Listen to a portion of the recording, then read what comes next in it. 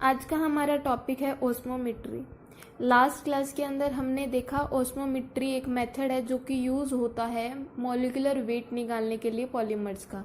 Particularly अगर हम बात करें तो number average molecular weight find out करने के लिए ये एक मेथड है। तो इसको आज हम डिटेल में पढ़ेंगे। इसके दो काइंड्स होते हैं, membrane osmometry and vapour phase osmometry. Firstly हम मेम्ब्रेन ओस्मोमेट्री इसको स्टडी करेंगे आज।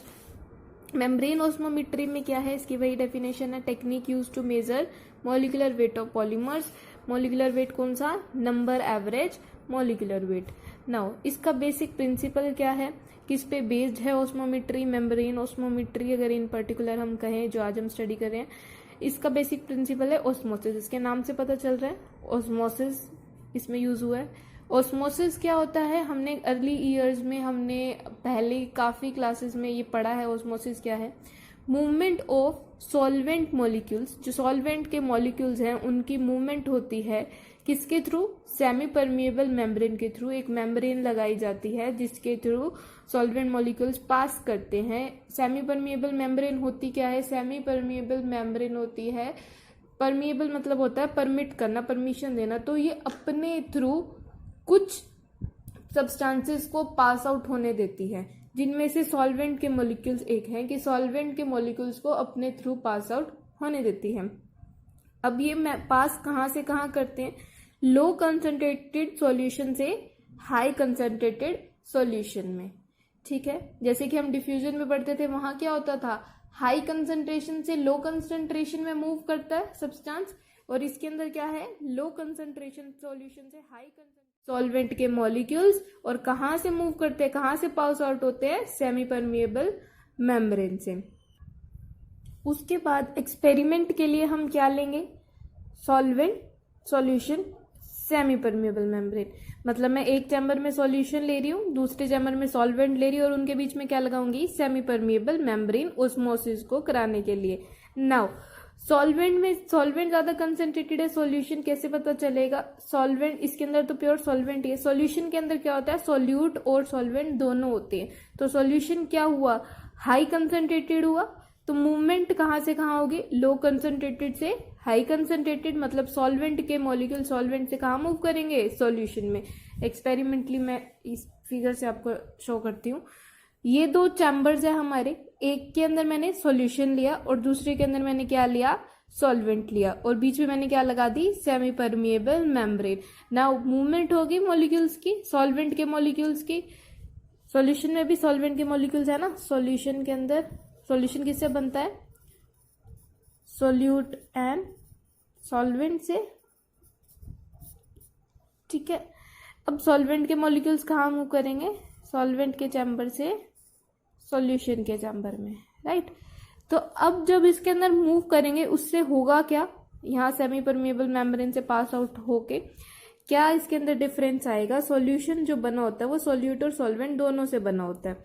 नाउ जब सॉल्वेंट के मॉलिक्यूल्स सॉल्यूशन के अंदर आ गए तो दैट मीन सॉल्यूशन के अंदर जो सॉल्वेंट है उसकी जो अमाउंट है वो इंक्रीज होगी।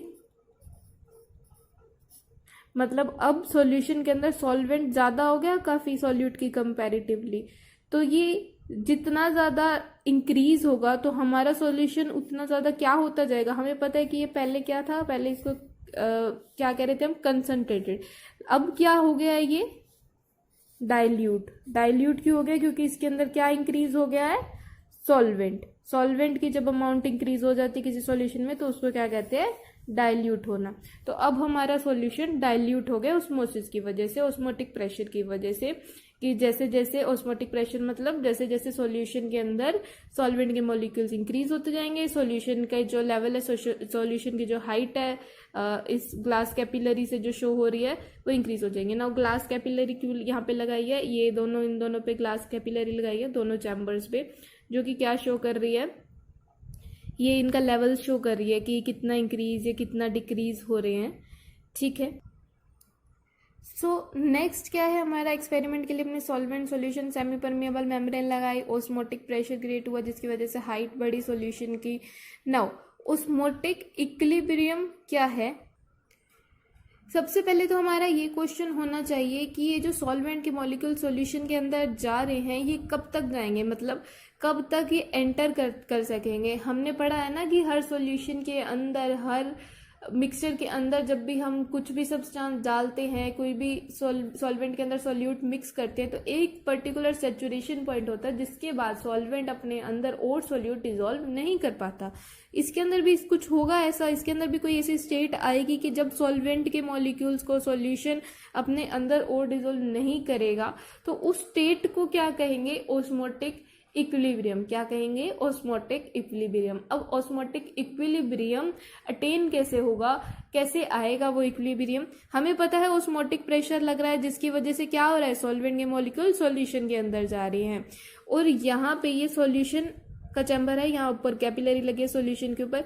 यहाँ पे एक लेवल ऐसा आएगा जब उसकी इतनी हाइट बढ़ जाएगी तो यहाँ पे क्या लगने लग जाएगा, एक एटमॉस्फेरिक प्रेशर लगने लग जाएगा। इस एटमॉस्फेरिक प्रेशर को हम हाइड्रोस्टेटिक प्रेशर भी बोलते हैं। हाइड्रोस्टेटिक, हाइड्रो मतलब वाटर, मतलब जो सॉल्वेंट है, और स्टेटिक मतलब इसका मोशन का स्टॉप होना, ठीक है। तो अब हाइड्रोस्टेटिक प्रेशर जब ऑस्मोटिक प्रेशर के इक्वल हो जाता है तो ये इसको अपोज करता है कि सॉल्वेंट के मॉलिक्यूल्स और सॉल्यूशन में ना आ पाए।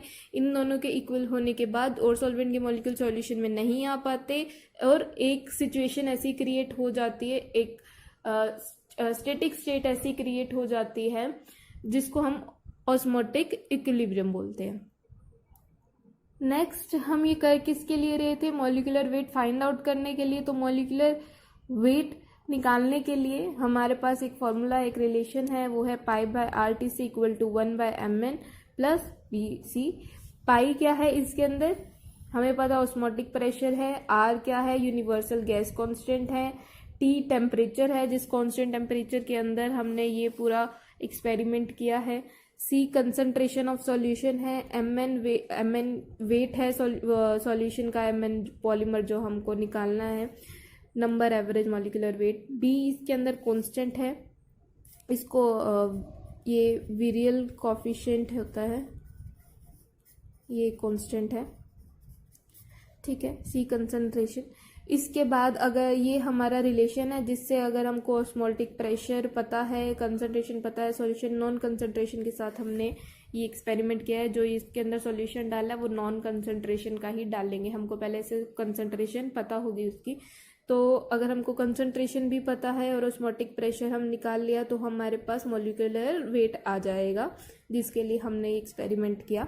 इनका रिलेशन जो है उसके अंदर अगर हम लिमिट्स लगा दे, लिमिटिंग कर दे, तो क्या होगा, concentration tends to 0, π/RTC concentration tends to 0, 1/mn as it is. इसके अंदर कंसंट्रेशन 0 होगी तो ये पूरी वैल्यू 0 होगी, तो क्या आ गया, π/RTC C tends to 0 equal to 1/mn। Now second, अगर इसी इक्वेशन को लेके अगर हम ग्राफ बनाए, प्लॉट करें ग्राफ के लिए इक्वेशन क्या होती है, y equal to mx plus c। इसके अंदर y क्या है, ये y mx और ये c mx, ये स्लोप हो गया हमारा, ये x एक्सिस होगी, ये y एक्सिस होगी, और ये क्या हो गया, c क्या होता है, इंटरसेप्ट। नाउ ये y एक्सिस π/RTC xc हो गया, स्लोप हमारा b हो गया, इंटरसेप्ट c क्या हो गया, 1/mn। इसका अगर हम ग्राफ बनाए कैसे प्लॉट होगा, ये x एक्सिस पे, y एक्सिस पे हमने π/RTC लिया, x एक्सिस पे हमने कंसंट्रेशन ली, इंटरसेप्ट मतलब ये ऑर्डिनेट इंटरसेप्ट यहाँ, ये 1/mn, और इसका स्ट्रेट ग्राफ मिलता है हमको, ठीक है। पॉलीमर्स और सॉल्वेंट्स जो होते हैं उनकी प्रॉपर्टीज वो हमेशा सेम ही होती है, इसलिए ज़्यादातर हमको इंक्रीजिंग ग्राफ ही मिलता है इसका।